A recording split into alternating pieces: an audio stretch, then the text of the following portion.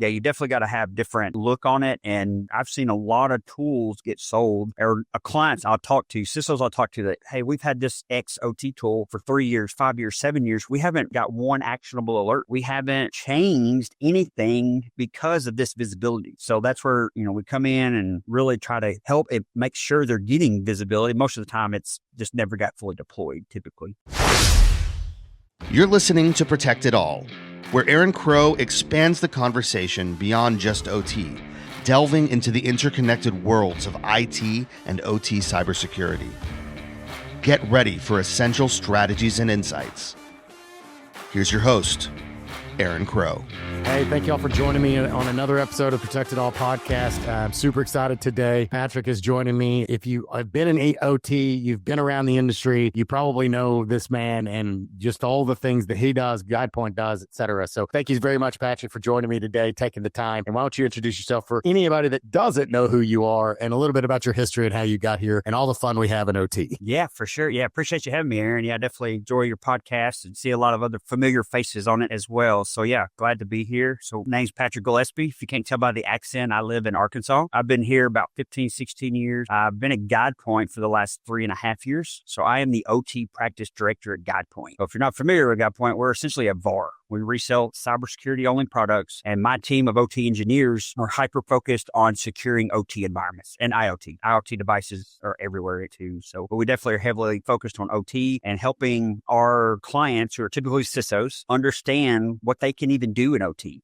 Even though they don't own the assets or they don't own the remediation, trying to get them to start working with their counterparts in engineering, plant managers, controls engineers, those kind of things. So yeah, I guess go back to why I'm in OT. I didn't come to GuidePoint to do OT. Actually, probably the exact opposite. I came on to manage the threat and attack simulation team for offensive security, essentially doing penetration testing and red teaming for very secure networks, for large companies, those kind of things. But GuidePoint has a lot of clients that have OT, and it's now starting to get attention, especially since COVID, all the remote access needs and things. So it got bounced around, I guess about 3 years ago. GuidePoint, somebody asked, hey, does anybody know industrial control systems? And told my boss, it came around a couple of times, nobody responded. And I said, well, I'm not trying to volunteer for anything, but I worked in manufacturing for 11 years. I don't mind meeting with them to see what they even wanted. I said, because I was like, I've been out of it for a while, but back when I was left OT and what we called OT now in 2016, I built freight trains for 8 years. So I left the freight train rail manufacturing industry in 2016 and got into offensive security. But I do remember there's clear text protocols, no authentication, internet lines all over the place. So trying to figure out, hey, what do you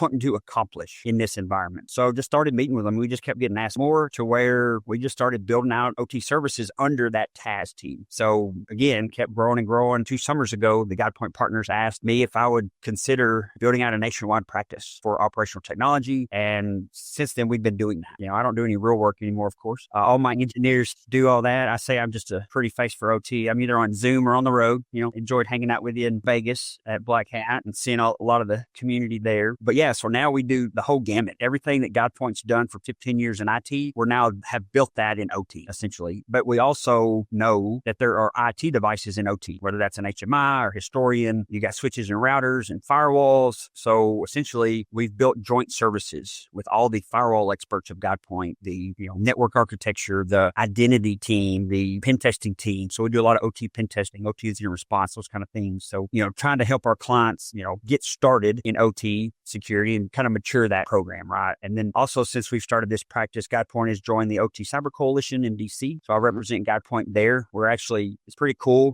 group. I think there's like 15 members. It's a nonprofit that essentially we advise Congress, Capitol Hill, the House, the senators, White House, all that, or securing critical infrastructure. Since my background was manufacturing, I actually started out as a CNC programmer, building elevators a long time ago. Around the time I was in the Army National Guard as an intelligence analyst, I got into manufacturing that way, and then ended up, like I said, working for a company from the 1800s.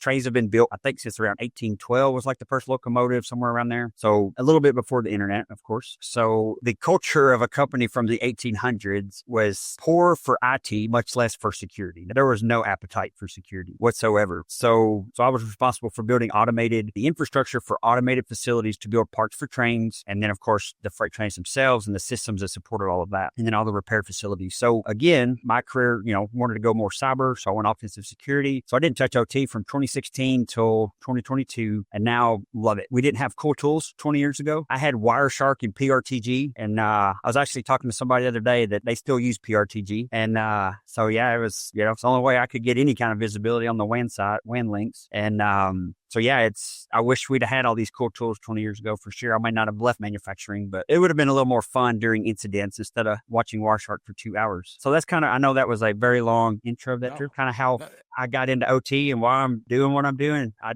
didn't say not it, I guess. So. Yeah. Well, and you said, you raised your hand, and that's the number one rule that you're not supposed to do, right? If you don't want to volunteer, you don't raise your hand. Never. Which is why no one else did. I'm sure. So, it's so funny hearing, I've had so many people like you sit in that seat and have this conversation. And so many of us did. I came from an IT background and my dad was in power utility for 45 years. And so I grew up around power plants and all that kind of stuff, but I wasn't really working in it. I wanted to do my goal. I wanted to go work at Microsoft and Google and all that kind of stuff. And it wasn't until I really got back into power, because I had some early part of my career. I got out of it for a while and then I got back in. And to your point, I've loved it ever since and I've dove in. I still dabble in the IT thing and work because, you and I were talking before we recorded this morning. You go on an assessment, you go on a site and a client needs help. And a lot of times if they don't have a mature environment, there isn't a clear delineation of where is OT and IT. Is this system an IT system or an OT system? Is this an OT firewall or an IT firewall? And is this Windows machine? Is this IT or OT? It's sitting on the manufacturing floor, but it's plugged in the IT network because they need to be able to connect to the ERP system and they need to scan barcodes and they're printing to a Zebra printer. But it also has a serial connection into the PLC that they're running, the skid on or the lathe or whatever the thing is that it's controlling. So it's this hybrid, right? And so we're having these conversations with IT and with OT and it's being able, and for me, I think it's that superpower of being able to really say, there is no clear line of delineation. There is no, this is always an OT device. This is always an IT device. Most of the time it's black and white and it really just depends on its use case, but also it really almost doesn't matter. It's like, how can I do this securely to make sure that they can do their work? Because it's very easy to come in from an IT perspective and say, I'm going to lock this down. I'm going to kick this off the network. I'm going to put a firewall around it. But at the end of the day, they need to make those widgets, whatever they're making. And if you make it so hard they can't do it, they're going to find a workaround anyways. And then the business shuts down. They're not profitable. The business closes. So we have to keep this in mind. And that's not a mindset we have on the IT side, but on the OT side, we have to have that. And that's one of the bigger things I see from my perspective, walking into an OT space, trying to help. I can't just walk in with a hammer and hit people over the head with security tools and expect them to respond well. Exactly. Yeah. Because it's definitely different priorities because, even when I was going around, I did a lot of projects in those manufacturing and repair facilities. So we would, if I actually replaced all my Cisco switches with Fortigates. This was like 15 years ago. The support for Cisco, I couldn't even get budget to approve support for the switches at each site or routers. So I did get approval to put a Fortigate in because then I was able to do SD-WAN, multiple links and all that stuff. So did that. So each time I did a project, I did it at all the sites, but I would find cable modems in OT and it's not that they were being malicious, right? Because most attacks that are successful and detrimental, especially in manufacturing, are accidental or, a developer. Our incidents at American Railcar were more developers accidentally wiping out the Unix server from root because they had root access and accidentally, used the asterisk or whatever. So wiped out complete ERP systems, which took things down for days, which, then that's millions and millions of dollars, all that fun stuff. But again, when I found those things, it wasn't like you said, I can't go bash the plant manager in the head for that because their intent is to save the company money, keep the plant running because, some of the automated facilities that we built, we had vendors from all over the world. Like we worked with probably Google primarily on the automation side. We had a lot of Siemens. We had some Rockwell, but primarily Siemens back when I did a lot of that. But we had people from all over the world. We had heat treat furnaces that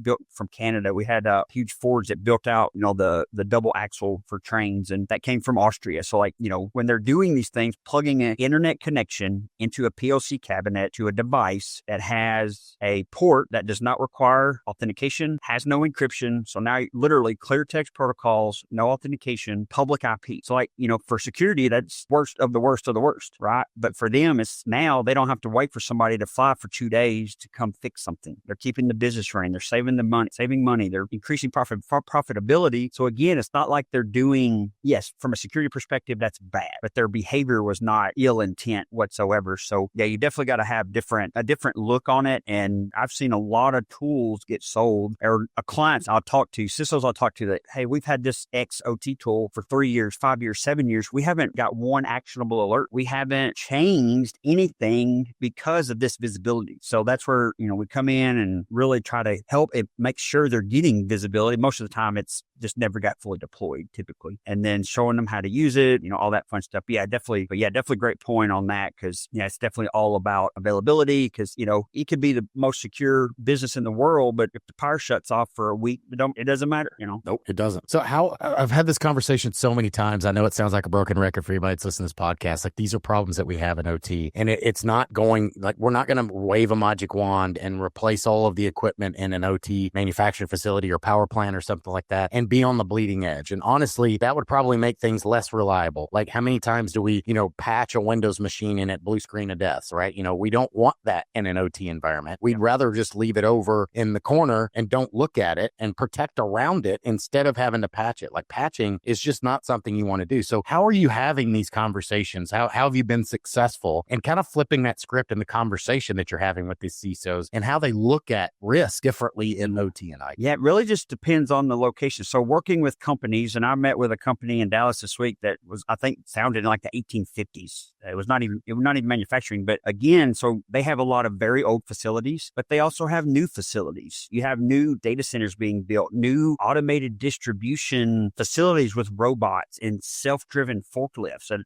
they're really cool, but that's very different than supporting a manufacturing plant that has all Windows 98, right? Because those legacy ones where it is too expensive to replace every HMI and, every machine just to replace the HMI. And a lot of times those software and hardware vendors from the 90s and 2000s are out of business, or the people who wrote them are retired, no longer working those kind of things. So patch management, if it's a brand new facility and the devices are supported, if you come in, Windows 11 or, Linux, whatever operating system it is, and you have supported, Rockwell, Siemens, Emerson, whatever equipment, then that would make sense to prioritize patch management alongside segmentation and microsegmentation. But for these older facilities, less than 10% of the devices may even have patches, right? So it's, that's like you said, that's where the mitigating strategies come into play, that because IT is just so easy, patch every day or whatever. Even if there were patches in OT, like you said, you can't just shut down the facility to do something that may or may not ever even be needed, depending on the situation. So yeah, it's definitely much different strategies and we have to help our CISOs understand that. Because if they come in saying, hey, we're going to lock down this firewall, we're going to add encryption, and in OT, we're going to add authentication. When there's an outage, even if it was a year ago when you did this, the first thing they're going to do is shut off all security, get it back running, because they're going to blame that. 20 years ago, the network was always the blame, always got blamed for everything, even if it didn't matter if it was a database application, whatever. But now it's definitely security that gets, kind of blamed for anything. Extra latency, which can hurt OT systems, legacy things. So there's just so many things that it's like, you just got to have different controls. You got to have a different look on it. So yeah. I feel like a paramedic or, a first responder showing up to an accident and you're having to triage. They've got a broken arm, their nose is bleeding, their clothes are ripped off, but, the car's on fire and, they're in the middle of traffic and there's more cars coming at them. Like, you have to be able to look around, because there's always going to be, anytime you walk into some place, and obviously maybe it's more glaring in an OT space than an IT space, at least the way that we're talking about it.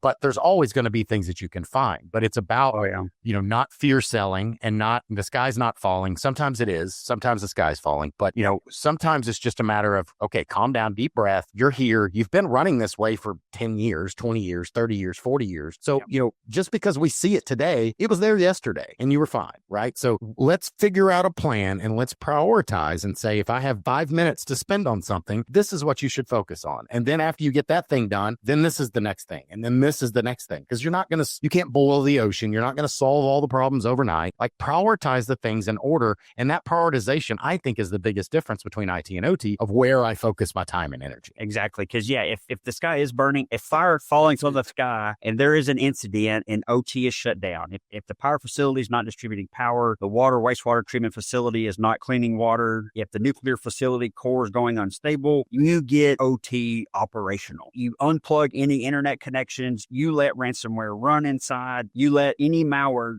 go, you get it running, then you stop the malware, you stop the ransomware, and then recover from there. Like you said, you got to prioritize the availability over that confidentiality for sure. Like, because the data in OT, it's one thing for data in IT where proprietary information or sensitive information, all that fun stuff, credit card information. So that's data that needs to be protected for a long time. But data in OT is real time. Like, the temperature of that heat treat furnace, it matters right now. It didn't matter what it was 2 seconds ago. What is it right now? What water level is that, cooling stack at, all that. So it's just used differently. But that's also why I think it's called now cyber physical, because the data there, if changed improperly, up or down, left or right, whatever, could hurt somebody, could physically hurt somebody, kill somebody. Accidents happen all the time, and especially large operational facilities and things. So yeah, you definitely don't want things turning on when they shouldn't be or turning off when they shouldn't be, those kind of things. So yeah, prioritization is it, because when we hook up a visibility tool, we often find, hey, this device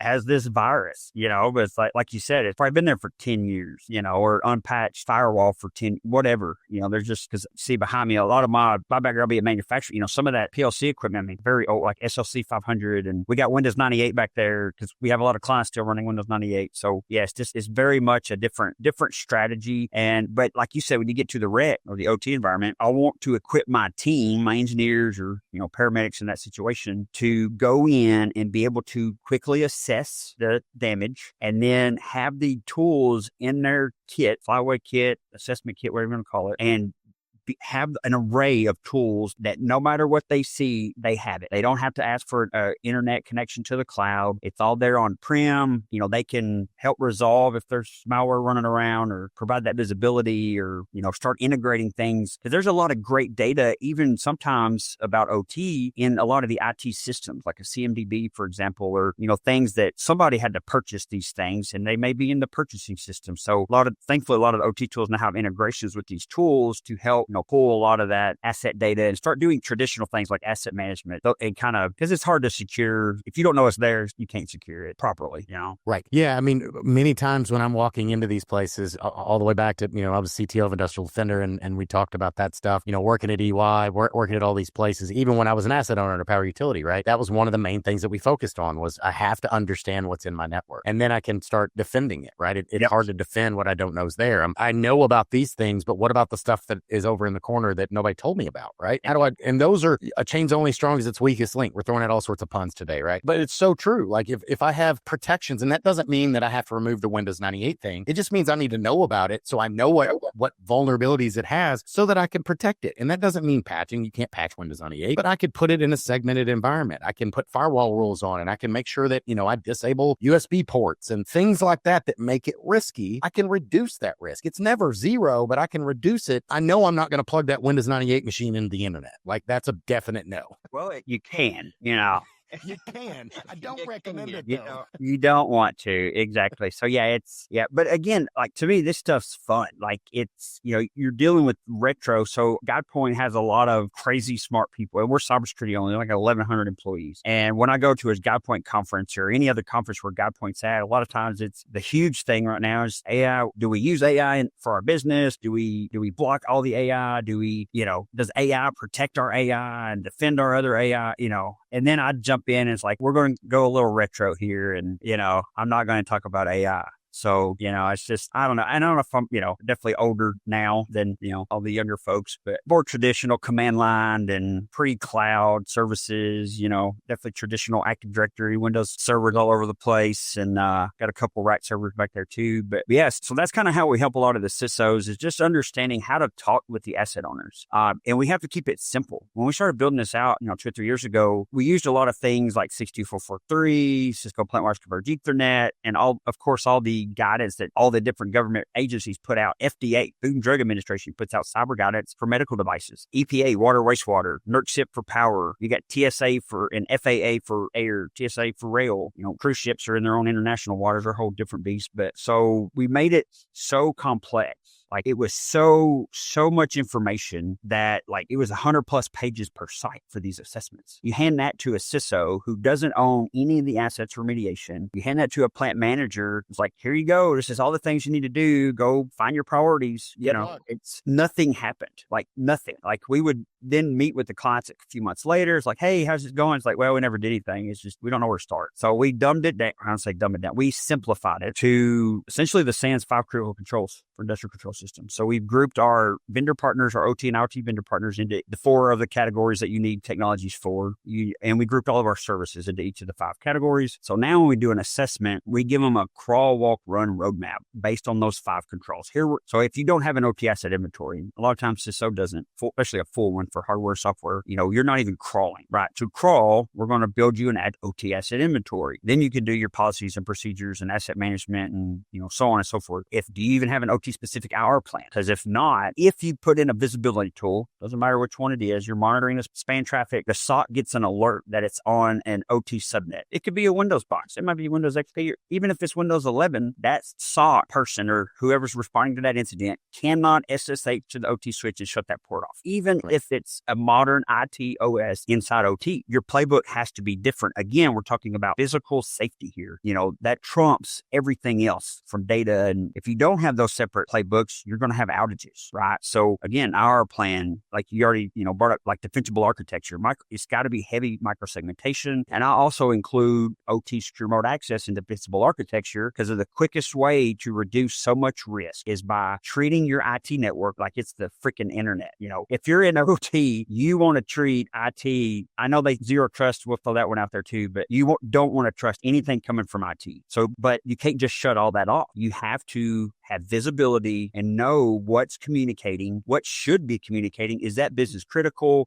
Is that engineer remoting into a PLC over BNC with no password? Is it a ERP system pulling data from a historian and then going over to billing? Once you figure out, hey, these are legit things that need to happen, you do them the right way. You set up OT remote access for your engineers to get into the OT HMIs or workstations, whatever. And you do the same thing for your third-party vendors. You set up industrial DMZ, then you shut off all the IT to OT connections, right? Because now you should know what's connecting the two. So now when that accountant, I pick on accountants a lot in my talks, but clicks that link in that phishing email and ransomware, hopefully is stopped pretty quickly in IT, it's not going to spread over to OT, right? That open SMB share that an engineer decided to, hey, this would be easier for me instead of walking out to the plant and sticking a USB drive in. I'm just going to share a folder with no password, right? So that happens a ton. So, and then so we do a lot of, like our team, my engineers do a lot of mentoring, like you mentioned, entry level. So GuidePoint has a GuidePoint Security University, and a lot of us help other people in the community, right? OT security is very niche, a lot smaller than the whole cybersecurity or IT umbrella. So for those that are entry level, a lot of people say, well, you can't be entry level in OT. It's like, you can know how to secure something. It's the same thing when like offensive security and pen testing was new, like 15 years ago. It's like, you can't be an entry level pen tester. Well, you can figure out what routers have a vulnerability and know how to exploit it without knowing how to configure the router. There's different things. There are always things. If you go into add a visibility tool and they got 1 million assets, you can't pay a senior engineer to go classify every one of those. You have to have people learning OT, and you got to prioritize the younger generation. If not, when we're all put to pasture, then, there needs to be people behind us ready to take the helm and keep this stuff running.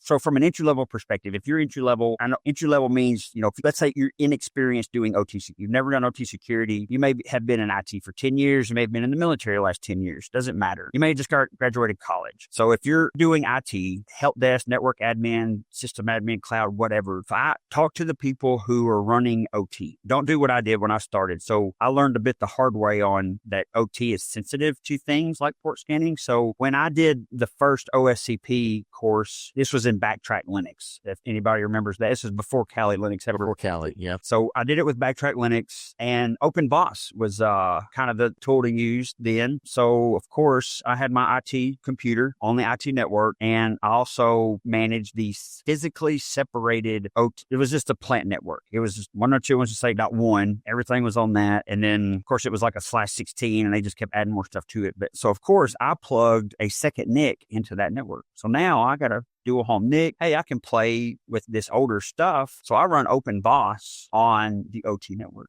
And of course, weird stuff happens. But the craziest thing help desk calls me. It's like, hey, there's a lady in shipping freaking out. Her printer won't stop printing the message, "Are you dead?" So OpenBOSS, that's like one of the messages it's in. So like it sent this message, I guess instead of ping, it was like, "Are you dead?" I don't know why you wouldn't do "Are you alive?" But she thought somebody was like stalking her or something. Like she was freaking. So I had to go there and profusely apologize. But then I learned it's like, oh, you can't really do, these things are not the same. Right. So don't do that. So if you go meet your OT asset owners, people who help with the network, because again, they have firewalls out there. They got switches and routers. They're not firewall experts. I wouldn't even call my OT engineers here that are cybersecurity focused firewall experts. That's where we bring in a firewall expert along with an OT engineer, and together they make sure that's working properly. When we do an OT pen test, there's always IT. There's oftentimes Active Directory and OT. So we have to do it very differently. We don't even send broadcast traffic whatsoever, but it's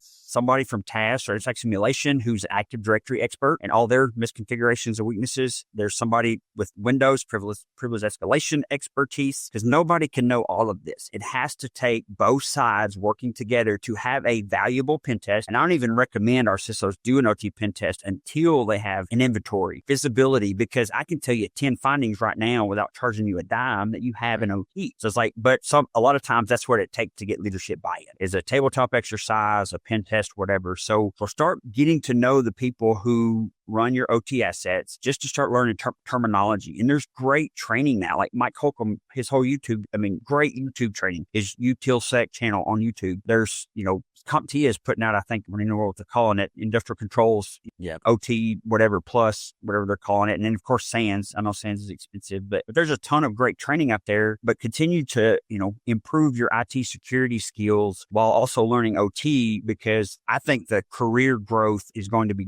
great for the next 3 to 5 years. Because as legislation happens, I think it was 45 states enacted like 75 cybersecurity bills. A lot of the states, a lot of the administration in DC are now focusing on critical infrastructure, power, water, roads, commercial facilities, all these things that our country relies on, airplanes, how much media attention do they get when a system is down on for a plane or for traffic or air traffic control. Like now you got hundreds or thousands of people in a miserable state. It's different when it's rail. If rail goes to a passenger rail car, you can go pick them up on a bus. It's usually not that far, but for planes, it's a much different scenario. But yeah, just start reaching out to other people in the community, because I always tell people, I mentor a lot of veterans in the military to get into cyber jobs, IT and OT. And like, you need to have a mentor to, progress yourself, find somebody that is doing or has done the role that you want or you think you want. Because to be honest, before COVID, I started meeting with mentors because I thought being a CISO was the logical path for me to become in the C-suite,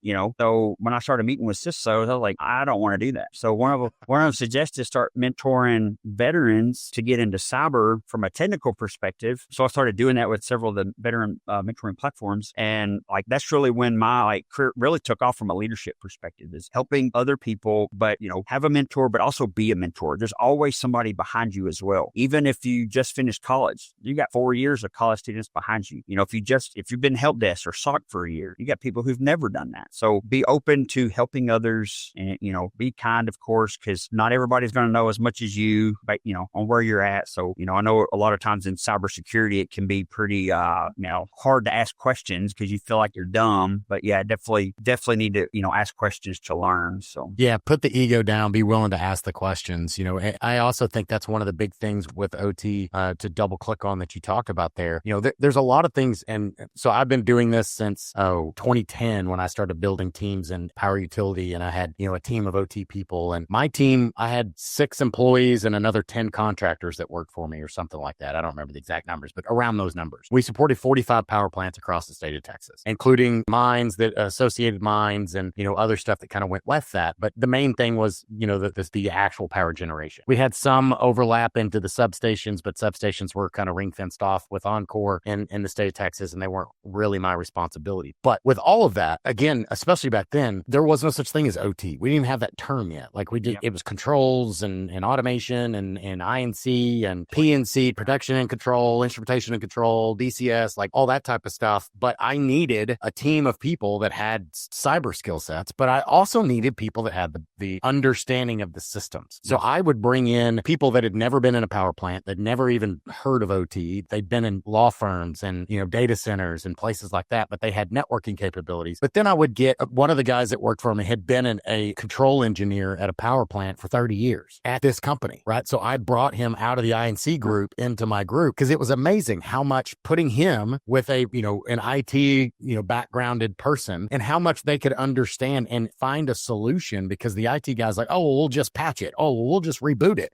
Oh, we'll just lock them out. And he would be like, the hell you are. And this is why you're not going to do that. And this is why they'll kick you out of the plant. But it was amazing how much authority and ability for us to walk into these places with his credibility. Because when we walked in, he was able to credentialize us even if they didn't know us, because he'd been there for 30 years. He'd been in he'd done the control system upgrades. And so would I, but the rest of the team hadn't, right? So there's a lot more to learn in OT than just firewalls and networking and asset discovery and threat protection. You have to know those things too, but you also I think the difference between a good and a great in an OT person is somebody that understands the functionality. When I walked in, I told you I was doing an assessment. I do them all the time, whether it's a power plant, manufacturing facility, it doesn't really matter. I'm more focused on understanding why this equipment exists and why they have this thing connected. I'm not like, oh my God, you have this connected to the internet? Like, I'm not doing that. I'm just like, what are you trying to do? Yeah. Why do you have an SMB to this up to your corporate network? What is the business function you're trying to get? Yeah. And obviously the reason you set that up is because you had a pain and this was the only way you could solve that pain. Let me understand how it is before I just go in and write, the letter that has all the red markings on it because your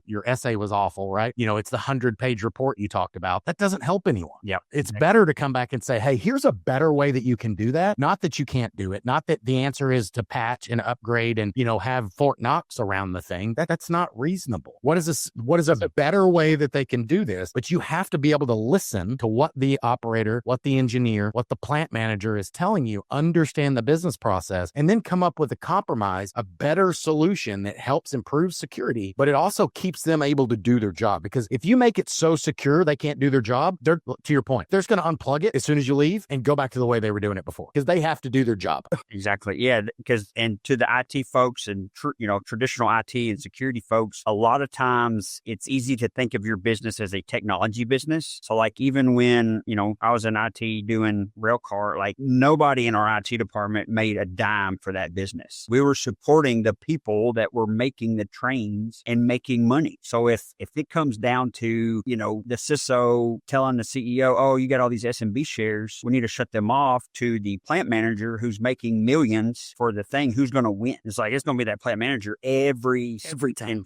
Like without it a question. Won't even matter. Like you're never going to win that battle. So don't go in there and call them dumb because they plugged in internet lines and got all this stuff everywhere. Right. Like you said, they have pain points. You have new pain points now that you've opened your eyes to all this stuff in OT. So yeah, you have to have a good plan and a good relationship with them. They need to trust you. And oftentimes they don't trust people in suits and ties or from the corporate office, get steel toe boots, get you a hard hat, like go out there. Like a lot of IT people want to sit at their desk and remote in to wherever they want to do. They don't want to get out of their cubicle or out of their office. Like go out there. Like, it's really cool stuff. Like seeing an automated facility, like, if there's 16 critical infrastructure industries, my favorite is transportation. I like things that move, planes and trains and cars, like all these automated cars now and cruise ships. Like they're just really cool. They're like cities to themselves, especially the cruise ship side of things. And, but there's other things. If you could care less about that, like, yeah, do it, go to power generator. I mean,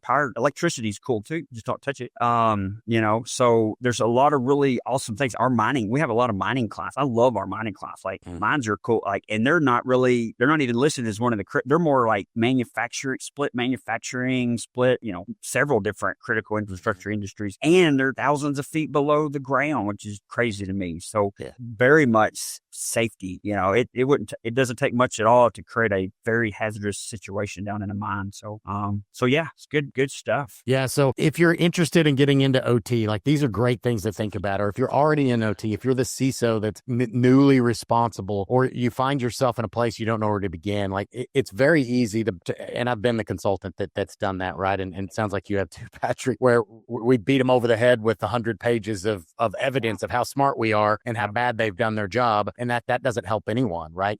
I remember walking into a facility and they had 80,000 endpoints that were out of date patching. And they were like, there's no way we can keep up with patching on this. What do we do? Yeah. Right?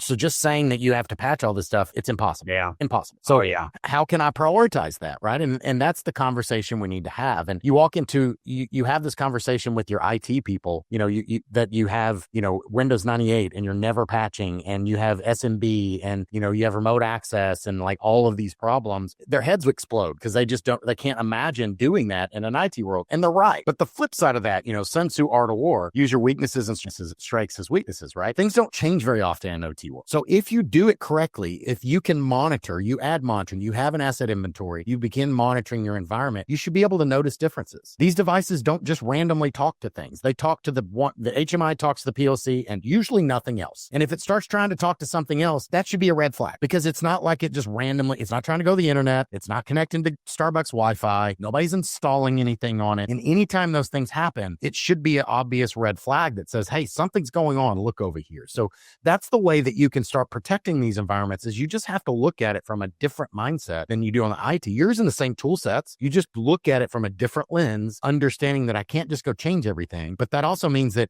a lot of these systems haven't been updated. Hell, many of them haven't been rebooted in 3 years. Right. And not touch, not change, just normal operations, and just sits there and does it, right? It's slow, but it does its job. And as long as that old saying, again, my dad working power utility, if it ain't broke, don't fix it, right? Literally, that's the mantra of OT. I'm not going to just replace an HMI because you have a new one. This one does everything I need it to do. Why would I replace it? Microsoft was zero reason. Yeah. Microsoft wants you to every 2 years. Yeah. Exactly.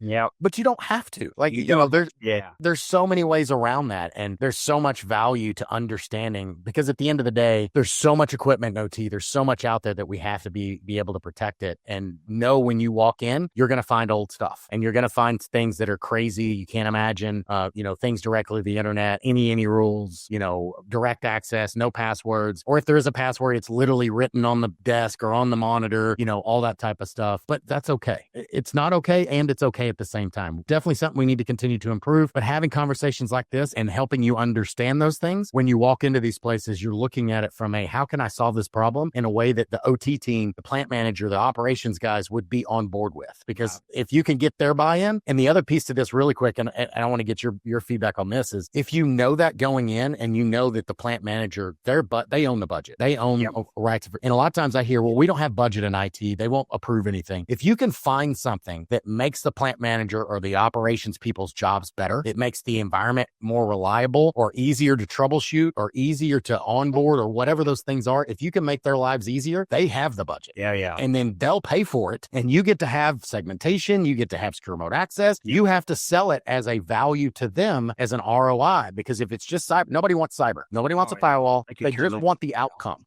Exactly. So that's where, like, GuidePoint, we've been selling to the CISOs since the beginning of GuidePoint. And that's where, we're having to kind of teach our sales teams that, if it's an OT asset owner that wants this, because a lot of these OT tools not just provide the visibility and where risk is, but those anomalies like you talked about. Like, why is this IT IP now downloading PLC files? Like, that's just not normal behavior. So that tells you the anomalies and helps you if a third-party vendor is doing stuff outside of the change window, or, causing issues and they're saying, no, we never touched it type stuff. But the shared goal, if you're on the IT side or security side, whatever, your shared goal with OT is to reduce risk. Patch management is a tool that you can use to reduce risk. It's just not as much of a priority in OT, and it shouldn't be.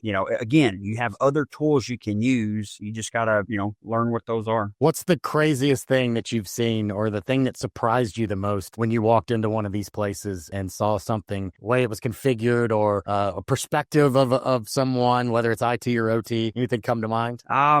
Man, just all the internet connections. Like, I did a pen test when I was a pen tester a long time ago and saw traffic. I don't even remember what it was going to, but essentially I saw stuff coming from IPs in Africa through to multiple endpoints inside the network. Like, I don't know if they had any allowed or what, but I saw failed authentication attempts directly to a domain controller from Africa and directly to something. I don't remember what it was in OT, but like communication, like they were talking SNMP with public or private, whatever, two devices in OT. And that internet line came through IT. That part wasn't even configured appropriate. Like you said, any stuff. It's so easy to misconfigure a firewall, but even in IT, you're never 100% secure. You never have zero risk. Like there's always going to be risk. Yeah, it may be, seem worse when you get into OT, but it's all about getting started somewhere. You can plan for 10 years on how to secure OT and never do anything. Yeah. You get started, pick your highest priority site. Typically it's close to your headquarters. If it's not at your headquarters, pick your highest priority system there that's making the most money or will cause the most damages from a financial perspective. Your CFO knows what system this is if you need to ask. So you learn what you need to do to secure that. And then you follow the rest of your priorities, right? Follow the money. Like if you want to patch a PC that gets used once a quarter because it's running Windows 10 and it has patches, but you're ignoring the 30-year-old stuff and you're not segmenting, like, that's where, you're going to be spending a lot of time and money on something that's not valuable. But, mention the budget, so that's where we've had to teach our sales teams to, if OT wants it, they can get it from IT. They can get it from maintenance. I got most of the budget for plants from the maintenance manager because I'd go to these switches that were out in the environment. They'd be caked of dust. The fans wasn't running, but as soon as they get rebooted or try to patch them, they never booted back up. So like you need new switches or we need new wireless access points so they could use Motorola scan guns to log into, time clocks or whatever. So, yeah, definitely if you can get an OT person, they will always get budget because they're making the money.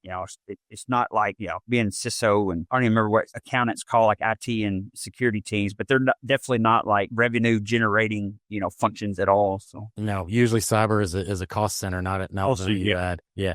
But when you can find those OT problems and help them solve those, they have the money, right? Most of the time, right? If it's a healthy business, they're going to have the money to fix it, especially if it makes them more efficient, especially if it makes them, if it saves them 5 minutes, that makes them more productive. It makes their ROI better and they'll find a way, especially, if you're looking at safety systems, if you're looking at, availability, that you talked about it earlier, the CIA triad, it's flipped upside down, right?